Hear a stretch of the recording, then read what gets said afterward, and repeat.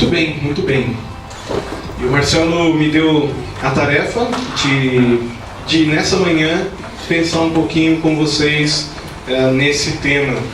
E é sempre muito complicado substituir o pastor da igreja de vocês. O Marcelo é um cara incrível, inteligente, sabe argumentar muito bem.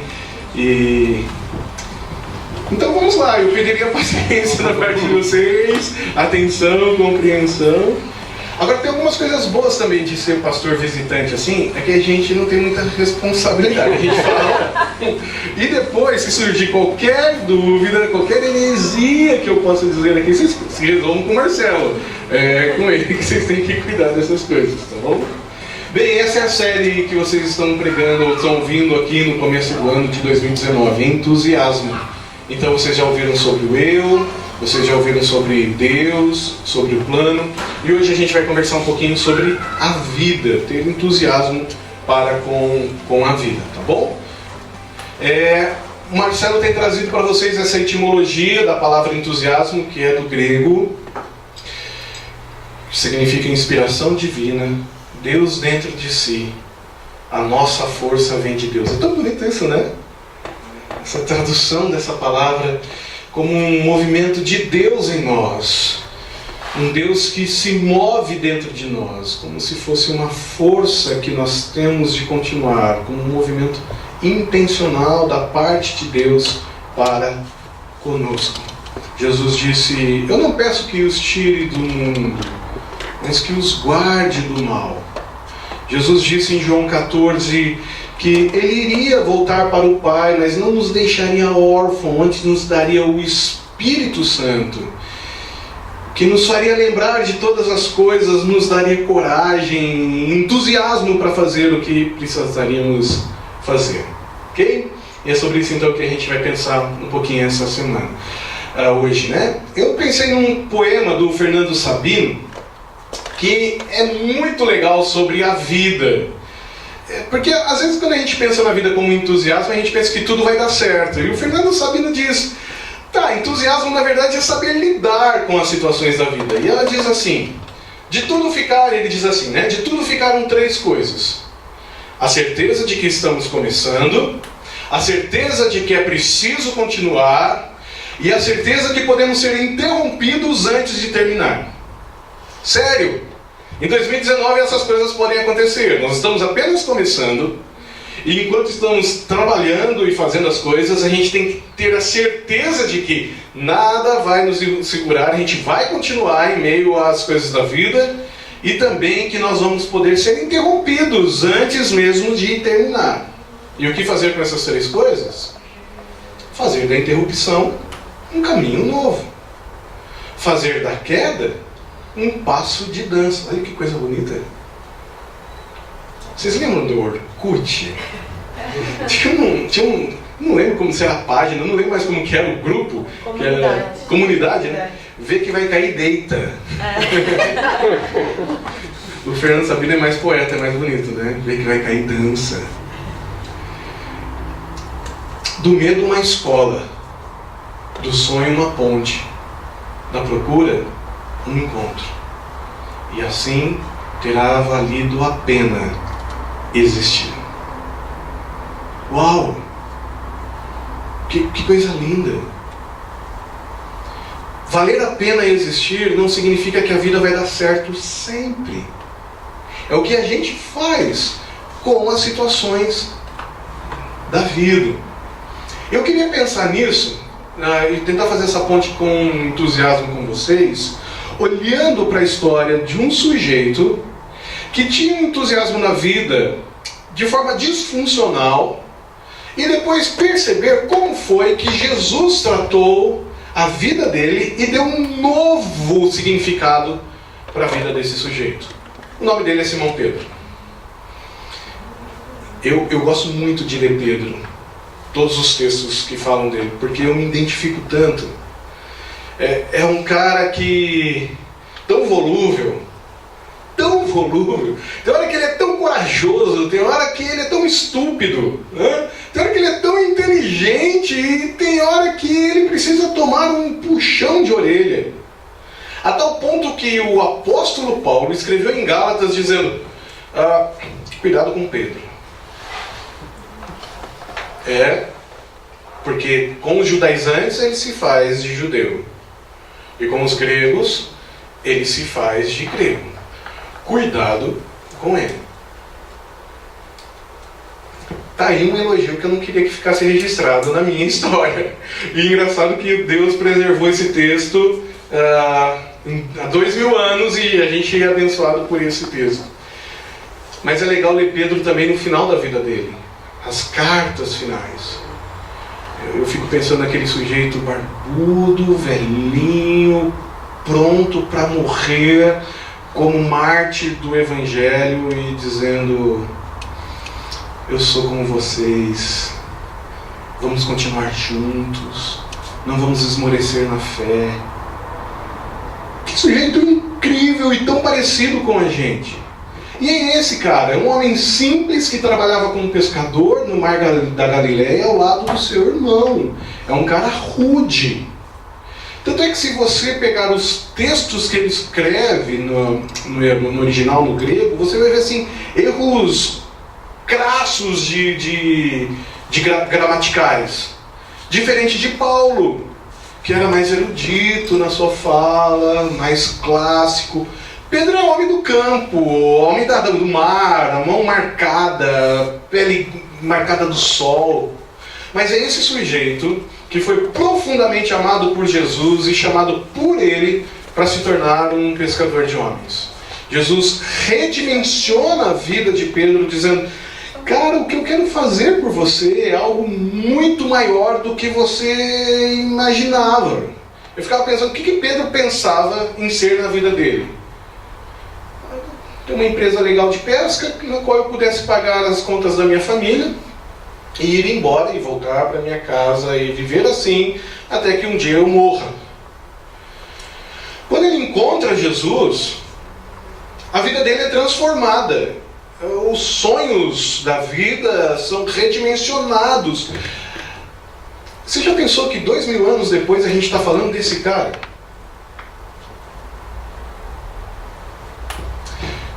Mas é um homem inseguro, como eu estava dizendo para vocês, que tentava se autoafirmar o tempo todo diante de Jesus, se autoafirmar o tempo todo diante dos seus amigos, tá bom?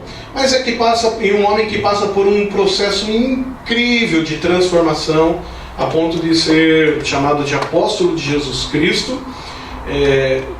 A gente não acredita que ele seja o grande líder da igreja cristã do primeiro século, porque o grande líder da igreja do primeiro século é Tiago, irmão de Jesus, pastor em Jerusalém. Pedro é um missionário importante, na qual Atos dá alguns destaques, mas que depois muda o foco para o apóstolo Paulo. Não é uma personagem qualquer, é uma personagem importante. Contudo, a maior coisa que ele experimentou não é ser líder de uma igreja que está nascendo, mas ser um seguidor de Jesus Cristo. E eu quero ler o texto na qual esse homem passa por um processo de transformação, de tantos processos que ele vai passar na vida dele. Está lá em Mateus capítulo 26, um texto muito conhecido da gente. Diz assim: então Jesus lhes disse: ainda essa noite todos vocês me abandonarão, pois está escrito: ferirei o pastor e as ovelhas do rebanho serão dispersas. Mas depois de ressuscitar, irei adiante de vocês para a Galileia. Pedro respondeu: ainda que todos te abandonem, eu nunca te abandonarei. Ó, que coragem! Tá aí um sujeito que vale a pena confiar. É um amigo que eu quero para mim. Parece amigo de rua, né? Não fez nada mais, vamos apanhar juntos, não, vamos apanhar juntos. Então aí, Jesus. Pode virar para mim. Respondeu Jesus: asseguro-lhe que ainda esta noite, antes que o galo cante 3 vezes, você, Pedro, você me negará. Mas Pedro declarou: mesmo que seja preciso que eu morra contigo, eu nunca te negarei. E aí aquela coisa do Tá todo mundo falando, vamos nessa, né? A multidão vai junto. É verdade, a gente não vai negar também não. Ó, Jesus, não é só Pedro não, estamos junto nessa, né? Coisa de paulistano, né? TMJ. Já recebeu TMJ no WhatsApp, né? Tamo junto. Versículo 57. Os que prenderam Jesus o levaram a Caifás, o sumo sacerdote, em cuja casa se haviam reunido os mestres da lei e os líderes religiosos. Mas Pedro seguiu de longe até o pátio do sumo sacerdote. Entrou e sentou-se com os guardas para ver o que aconteceria. Versículo 69. Pedro estava sentado no pátio e uma criada aproximou-se dele e disse: Ei, você também não estava com Jesus, o Galileu? Mas ele o negou diante de todos, dizendo: Não sei do que você está falando. Depois saiu em direção à porta, onde outra criada o viu e disse aos que estavam ali: Esse homem estava com Jesus o Nazareno. E agora, jurando, o negou outra vez: Não conheço este homem. 73. Pouco tempo depois, os que estavam por ali chegaram a Pedro e disseram: Certamente você é um deles. O seu modo de falar o denuncia. Olha que coisa. O cara tentando disfarçar que é um seguidor de Jesus e o jeito dele falar apresentava isso. Aí ele começou a se amaldiçoar e a jurar. Vocês perceberam o movimento? Primeiro ele disse: não conheço. O segundo ele já estava mais irritado. E agora ele estava transtornado. Não conheço esse homem. E imediatamente um galo cantou. Então Pedro se lembrou da palavra que Jesus tinha dito: antes que o galo cante, você me negará 3 vezes. E saindo dali, chorou amargamente. Eu queria mostrar para vocês quais eram as expectativas inatingíveis de Pedro. O que ele tinha de entusiasmo no seu coração em relação a si mesmo. E como isso é perigoso para nós. E a primeira expectativa inatingível que Pedro tinha para com a vida é de não possuir as mesmas fraquezas e limitações que outras pessoas tinham. Estranhamente, a gente vive num mundo onde fraquezas e limitações não são permitidas. Tem alguém que trabalha com RH aqui? Não? Mas, assim, é muito interessante. Tem um texto do Pondel, o apóstolo, filósofo dos nossos tempos, que ele diz assim: eu passei por algumas entrevistas de contratar pessoas. E aí eu pergunto para elas: qual é o seu maior defeito? E aí quais são os maiores defeitos que as pessoas dizem? Eu sou perfeccionista. Esse é um clássico, né? Eu sou perfeccionista. Cara, isso não é defeito. Isso é sensacional. Tudo que você faz é perfeito. Eu quero você para minha empresa. Me fale um outro defeito. Eu costumo priorizar a empresa em relação à minha família. Uau, por favor, seja bem-vindo, você está contratado. Se isso é defeito, a gente quer que você trabalhe o máximo possível aqui na nossa empresa. Que legal que você é assim. E o Pondé disse: eu nunca ouvi ninguém dizer assim: eu tenho problemas com pornografia na internet. Eu tenho problemas com dinheiro, eu gasto mais do que eu ganho. Eu não ouço ninguém dizer: eu e minha esposa estamos com um problema no relacionamento em casa e a gente está a ponto de um divórcio. Ele disse: a gente transformou aquilo que poderia ser virtude em defeito porque a gente quer camuflar as nossas limitações e as nossas fraquezas. Pedro fez isso. Ele olha para aquele grupo de pessoas e diz: bando de fraco, eu não sou como vocês. Eu sou muito melhor. Vocês percebem uma generalização de Pedro aqui dizendo: todos vão te abandonar, mesmo que eles abandonem. Eu não. Conta comigo. Pedro tinha essa expectativa no coração dele. O problema é que quando nós não reconhecemos as nossas fraquezas, algumas coisas difíceis acontecem conosco. Primeiro, a gente se torna gente crítica. chata. Como nós não queremos que os nossos defeitos sejam reconhecidos e percebidos, a gente destaca os erros, as fraquezas e as limitações dos outros. Ainda, a gente se torna a pessoa impiedosa. Como você não quer que os seus defeitos, limitações, fraquezas sejam corrigidos, você corrige a dos outros.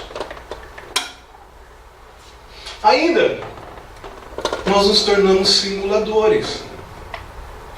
Porque se tem algo que dá trabalho, é esconder limitações.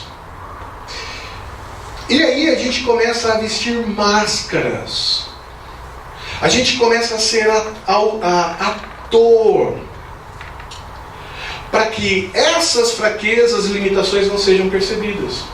E se tem um ambiente onde pessoas simulam, é o ambiente religioso.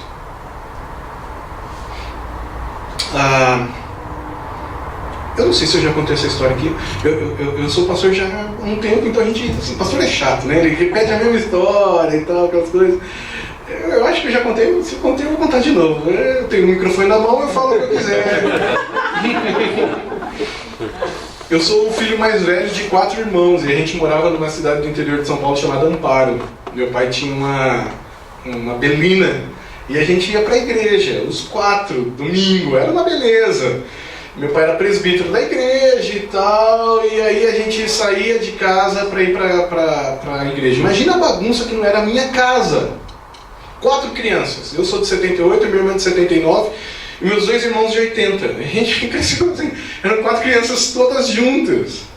E minha mãe tinha que arrumar gente, tinha que cuidar de nós e tal, colocava dentro do carro, aquela bagunça indo para a igreja, até que chegava na esquina da igreja. E meu pai tinha uma frase clássica que era assim: agora acabou.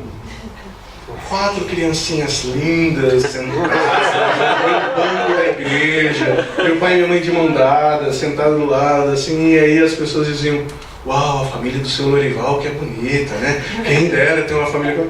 Mal sabiam eles a bagunça que foi em casa, arrumar a minha irmã, pôr o vestidinho dela e ela não parava, pentear o meu cabelo. Isso é a piada. Era uma bagunça. E até que a gente chegava na igreja e a gente tinha que simular que estava tudo bem. Ambiente religioso tende a isso. A gente camufla as nossas falhas. E Pedro, diante daquele ambiente religioso, e diante do Deus, Criador de todas as coisas, a segunda pessoa da Trindade, vocês já pensaram que eles estavam diante da segunda pessoa da Trindade? Pedro disse assim: não, eu não tenho defeito algum, quem tem problema são os outros, simulando para o próprio Deus. Olha como a gente é corajoso. E ainda, ela nos torna vulneráveis. Não tem nada mais complicado do que você tentar manter a aparência de que você vai funcionar sempre. Porque uma falhinha que você causa, mancha toda a sua história. Então você tem que ficar tentando proteger a persona, a máscara que as pessoas têm ao seu redor. Olha que presunção de Pedro. Você já pensou passar o resto da sua vida tentando esconder as suas fraquezas e as suas limitações? Em segundo lugar, Pedro tinha uma outra expectativa inatingível na sua vida: a de possuir uma capacidade e determinação que pessoas normais não têm.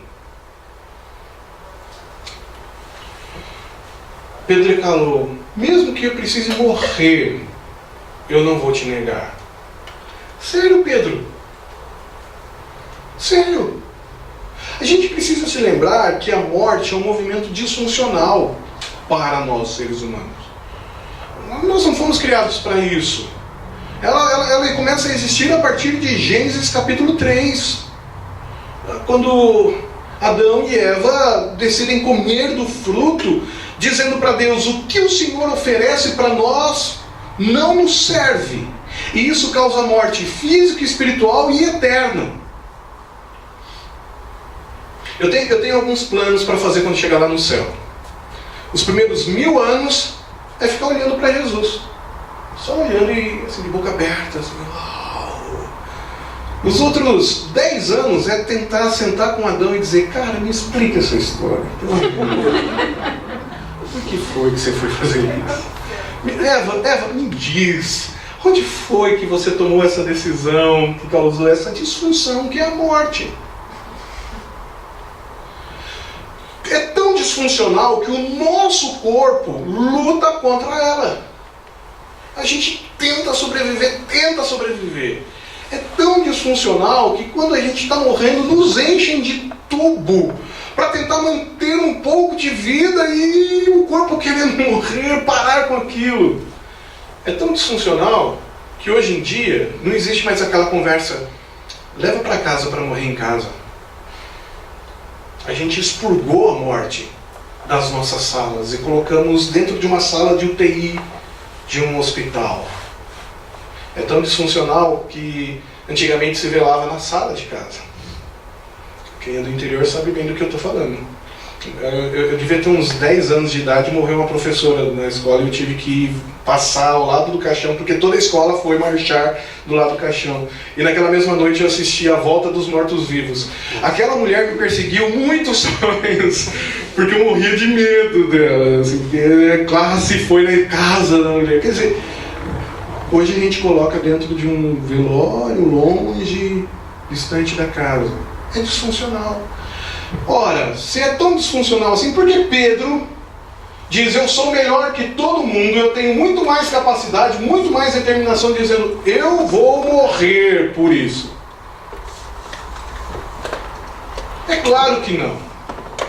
Quando nós supervalorizamos nossas potencialidades, a primeira coisa, a gente se torna uma pessoa soberba. Oh, que negócio é esse? Não, eu sou melhor que vocês. Ainda, pessoas imprudentes. Claro que a morte nos gera medo e a gente se torna muito mais prudente em relação a isso. Pode não parecer, mas eu gosto de pedalar. Eu tento dar um giro uma vez por semana. Eu só estou assim porque o ano passado eu me girei, agora eu voltei esse ano. Me siga lá no Strava que você vai ver só, que coisa legal. Tá indo bem, tentando recuperar e sair dos 3 dígitos. E a Lorena todas as vezes diz assim: Ale, toma cuidado. E o problema do pedal é que a gente vai ficando corajoso. Não acontece acidente, a gente vai indo. E a gente vai se tornando imprudente, porque aquilo se torna familiar. A gente confia demais nas nossas potencialidades, nós vamos ficando imprudentes. Ou então sobrecarregados. Eu resolvo. Essa coisa difícil que às vezes surge em nós de delegarmos tarefas. Ou ainda autossuficientes. Eu consigo. Deixa comigo. Uma terceira coisa que Pedro tinha na sua vida de expectativa inatingível é de possuir uma maturidade e equilíbrio que não se pode garantir. Ele queria ser maduro. E ele dizia ser. Ele queria ser equilibrado. E ele se dizia ser. Eu fiz 41 anos agora, dia 2 de janeiro, hashtag fica a dica, sapato 41. Dá tempo ainda também, tá bom? E eu ficava olhando assim para as pessoas com 41 anos de idade e dizia assim: quando eu fizer 40 anos de idade, eu vou ser uma pessoa mais madura. Eu vou ser uma pessoa melhor. Fiz 41. E às vezes eu me vejo agindo, pensando que nem um adolescente de 15 anos de idade. Tendo planos de moleque de 15 anos. Eu falo: Alexandre, não está na hora de amadurecer? Pedro acreditava que era maduro o suficiente, dizendo: mesmo que seja preciso que eu morra contigo, eu sou estável. Eu não mudo. Eu sei o que eu estou pensando. Eu nunca vou te negar. Algumas personagens bíblicas que demonstraram desequilíbrio. Sabe o que é legal de pensar quando eu tenho 41 anos de idade, dizendo assim, eu não vou fazer nada de imaturo? É porque a Bíblia diz de um monte de gente experiente e vivida que eram imaturos. Por exemplo, Moisés. Que cara sensacional! A Bíblia diz que era o mais manso que houve na terra. E tinha hora que ele era tão paciente. E assim, sentado na tenda, aquela fila enorme do povo de Israel vindo conversar com ele pacientemente aconselhando, sem perceber o quanto que aquilo estava desgastando. Se não fosse o sogro dele dizendo, cara, isso não está legal. Ele com paciência atendia todo mundo. Mas também impaciente, num dia em que as pessoas pedem água, ele fica com muita raiva e bate na rocha com a sua vara, quando na verdade era só para tocar. Que cara instável! Ainda bem que a gente não é assim, né? Não foi legal. Gostei. Elias. Numa noite ele diz, tem 400 caras aí que querem me pegar? Pode vir. A gente vai ter um embate aqui bem importante. Quero ver quem é Deus aqui. O Deus de vocês ou o meu Deus?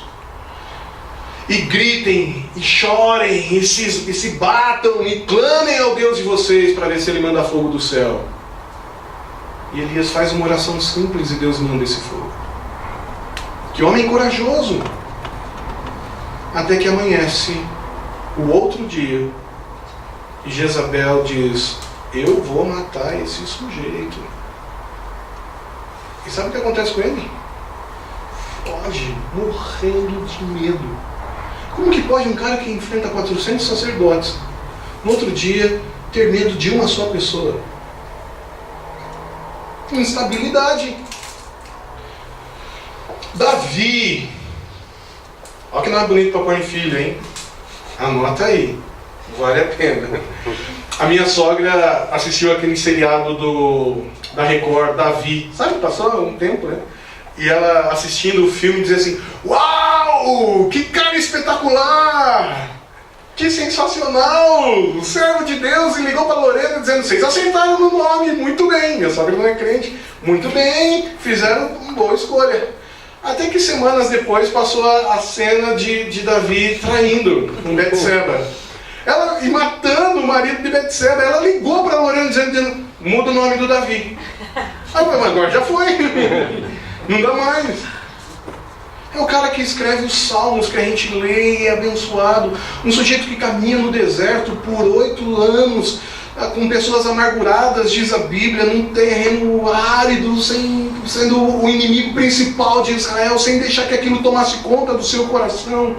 E escreve textos belíssimos que abençoam a cristandade nesses últimos 2000 anos e vai continuar abençoando a vida de tantas pessoas. E que um dia, sem fazer nada, ele olha pela janela e se apaixona por uma mulher, e mesmo sabendo que ela é casada, se deita com ela e mais ainda mata o marido para fingir que está tudo bem. Um cara que caminha entre a fidelidade e a infidelidade, a fidelidade e a traição. Os discípulos de Jesus eram caras corajosos, né? Que a gente fala de Pedro, que abandonou Jesus, e de Tomé, ou de Judas, que traiu. E cadê esses caras na hora da crucificação? Que caminham entre a fé e o ceticismo. Sabe o que é legal de ler a Bíblia? É que a gente vê gente como a gente. Pessoas assim. Que há momentos de fortaleza e maturidade. Há momentos de desequilíbrio e fraqueza. Pedro acreditava que isso não ia acontecer com ele. Mas o texto que lemos mostra que não. Ok? O que é legal disso tudo, pode passar para mim, por favor? Que esses frutos, essas expectativas inatingíveis de Pedro, geram algumas coisas no coração dele. E não são coisas boas. Primeiro, frustração, porque ele se percebe fraco. vergonha, porque diante de todo mundo ele nega Cristo. E depois ele se sente extremamente culpado. Pedro chora amargamente por lembrar das palavras de Jesus. Agora, como é que a gente pode então, diante dessas nossas limitações, ter entusiasmo na vida? Como que a gente lida com isso? Me deixa apresentar então como é que Jesus lida com as nossas frustrações e redimensiona o nosso viver, trazendo alegria e entusiasmo, a presença dele dentro de nós. Em primeiro lugar, ele nos convida a considerar o fato de que ele não possui expectativas inatingíveis para conosco. É muito legal, eles estão tomando ceia, Jesus está partindo pão, dando vinho, acabou de lavar os pés daquele sujeito, é a última noite de Jesus com aquelas pessoas antes da crucificação. Ele sabe muito bem que no dia seguinte ele vai ser entregue nas mãos de homens maus, vai ser cuspido, humilhado, vai apanhar, vai morrer. No final daquele dia ele vai estar morto, enterrado. E ele olha para cada uma daquelas pessoas e diz: ainda essa noite todos vocês me abandonarão. Eu fico pensando o clima daquele lugar. E todas as vezes que eu quero ler esse texto, eu quero lê-lo com muito cuidado, com muito respeito. E esses caras dão sorte de que eu não sou Jesus. Porque se eu fosse Jesus, eu não ia dizer assim: essa noite todos vocês irão me abandonar. Eu ia dar um grito tão grande, bater a mão na mesa e dizer: eu sei que todos vocês vão me abandonar. Que decepção, hein, Mateus? Esperava mais de você, Barnabé. Que negócio é esse? Não.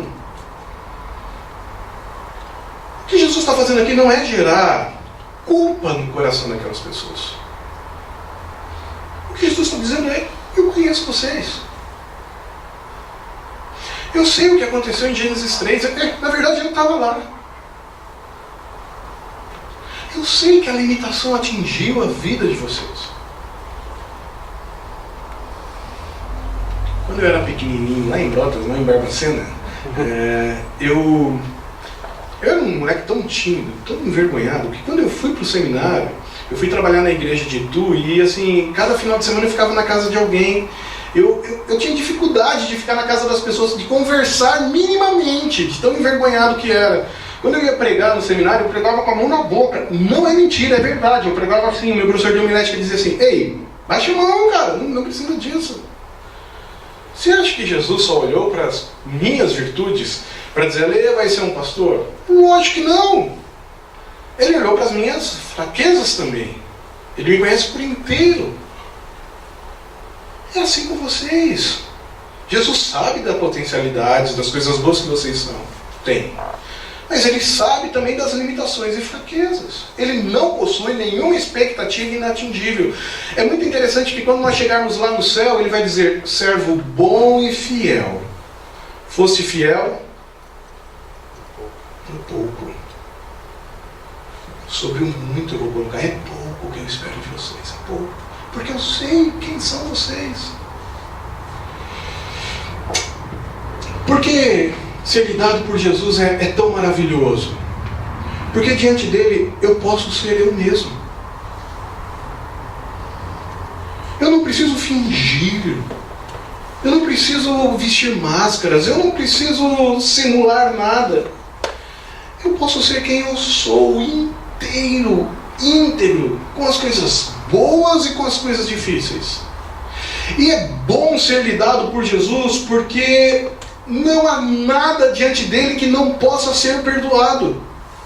Ele conhece as minhas fraquezas. E como nós fizemos aqui, nós podemos nos colocar diante dele e dizer: Deus, eu falei o que eu não devia, eu pensei o que eu não devia, eu tive experiências que eu não devia ter, eu me omiti de uma maneira que eu não deveria ter me omitido. E ele vai dizer: eu te perdoo. Não é uma anistia, dizendo, Di, tá tudo bem, segue a sua vida. Não, ele vai dizer, eu vou morrer na cruz, eu morri na cruz, eu paguei o preço por você. Vocês já perceberam que o único milagre de Jesus, que Jesus fez e que não deixou cicatriz, foi a ressurreição? Quando Tomé diz para ele uma semana depois, mostra as suas mãos, ele, tá aqui, pode pôr a mão. Os coxos saíam andando normalmente, os cegos saíam vendo. Ninguém ficava com cicatriz, o único que ficou com cicatriz foi Jesus. É porque Isaías diz, ele vai ver o fruto do penoso trabalho dele, que somos nós, e vai dizer, valeu a pena ter morrido pelo dia. Valeu a pena. Eu o perdoo. Eu paguei o preço. Ele nos conhece. E ele morreu por todos nós. E é bom ser lidado por Jesus porque nós somos transformados pelo seu amor. Ele diz, agora vai e seja uma pessoa melhor. Nem eu pouco te condeno, mulher. Vá e não peques mais. Vai e tente de novo. Comece de novo. Brennan Manning, não sei se vocês conhecem esse autor, vale a pena ler tudo que vocês encontrarem dele. Esse é um sujeito sensacional, é um pastor anglicano, um padre anglicano, já falecido ano passado, e ele tinha um programa muito sério com alcoolismo. E veja o que ele diz. Nosso afã de impressionar a Deus, nossa luta pelo mérito de estrelas douradas, nossa afobação por tentar consertar nós mesmos, ao mesmo tempo em que escondemos nossa mesquinharia e chafurdamos na culpa, são repugnantes para Deus e uma negação aberta ao Evangelho da graça. Pare de tentar fingir. Permita-se ser lidado por Jesus. E saiba que Ele nos conhece por inteiro. Até aquilo que a gente tenta esconder, Ele conhece. Mas Ele não conhece para nos passar no filminho do céu quando nós chegarmos lá. Mas Ele nos conhece para nos perdoar e nos convidar a recomeçar. Em segundo lugar, nós podemos lidar com Jesus sabendo que Ele deu a sua vida para perdoar os nossos pecados e as nossas imperfeições. Ele diz, eu vou ferir o pastor, e as ovelhas do rebanho serão dispersas. Esse é um texto de Zacarias, capítulo 13, versículo 7. Olha que texto bonito. Levante-se, ó espada, contra o meu pastor, contra o meu companheiro, declara o Senhor dos Exércitos. Fira o pastor, e as ovelhas se dispersarão. E eu voltarei a mão para os pequeninos. Que texto belíssimo, que nos fala do Evangelho já do Antigo Testamento. Eles vão me ferir, e eu vou estender as minhas mãos. A mão estendida do Senhor vem para nos buscar. Ela vem para nos perdoar.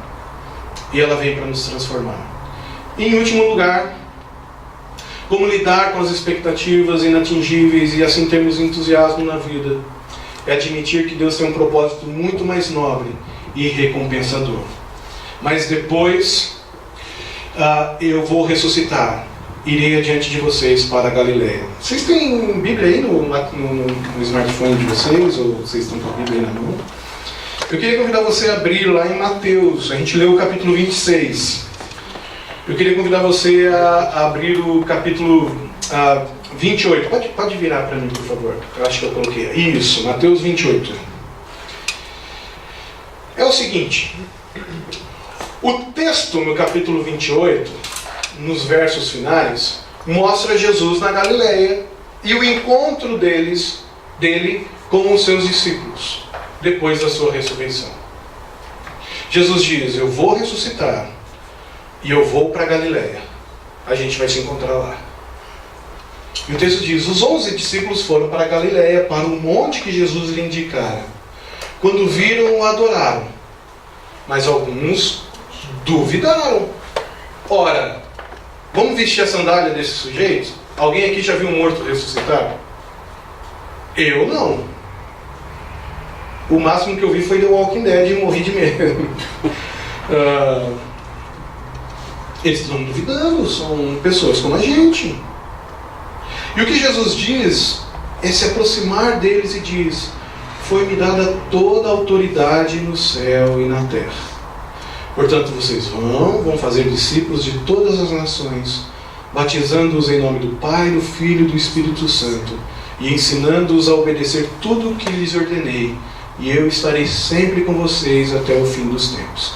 A tarefa que Jesus dá, e que agora vai dar entusiasmo na vida de Pedro, não é alguém que vai pescar algo e ganhar uma grana e voltar para casa, pagar as suas contas, jantar com a sua esposa, estar com os seus filhos assistindo uma televisão e dormir esperando a morte chegar lá com 70, 80 anos de idade, 90 anos, não sei quantos anos, e ninguém nunca mais se lembrar dele. O que agora vai dar entusiasmo na vida de Pedro é cumprir aquilo que Jesus mandou ele fazer. E é engraçado que Jesus pediu para a gente, como cristão, fazer apenas 3 coisas. Vocês vão fazer discípulos de todas as nações, seguidores de Jesus. Vocês vão batizar essas pessoas, trazer para dentro de uma comunidade cristã, e vai investir na vida dessas pessoas, ensinando-os constantemente sobre a verdade do reino. Simples fazer isso, né? Fácil? É claro que não. É por isso que esse texto que a gente sabe de cor tem uma moldura em torno dele que a gente não pode se esquecer nunca. Jesus disse: toda autoridade me foi dada no céu e na terra. Agora, quem manda sou eu. Por 2 grandes motivos: porque eu criei e porque eu paguei o preço. Vocês estão entendendo que nada vai fugir do meu controle?